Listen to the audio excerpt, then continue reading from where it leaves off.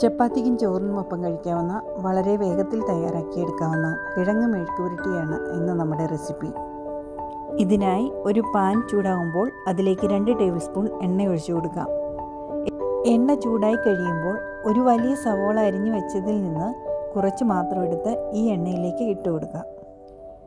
സവോള ചെറുതായി വാടിത്തുടങ്ങുമ്പോൾ മീഡിയം തീയിൽ വെച്ച ശേഷം അതിലേക്ക് 2.5 ടീസ്പൂൺ മുളക് പൊടിയും 1/2 ടീസ്പൂൺ മഞ്ഞൾപ്പൊടിയും 1/2 ടീസ്പൂൺ കുരുമുളക് പൊടിയും കുറച്ച് കറിവേപ്പിലയും ഓരോന്നായി ഇട്ട് കൊടുക്കാം.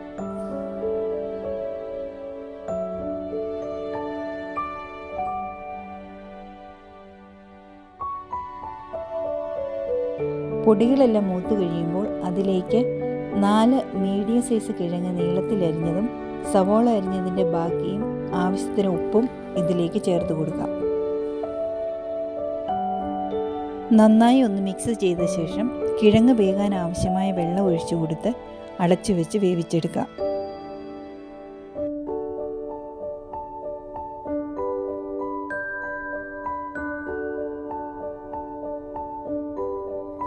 മീഡിയം തീയിൽ വെച്ചാണ് വേവിച്ചെടുക്കേണ്ടത്.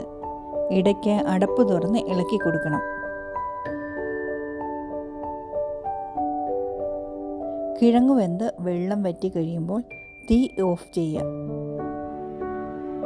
കിഴങ്ങ് വെന്ത ശേഷം വെള്ളം മിച്ചമുണ്ടെങ്കിൽ തുറന്നു വെച്ച് വെള്ളം വറ്റിച്ചെടുക്കണം.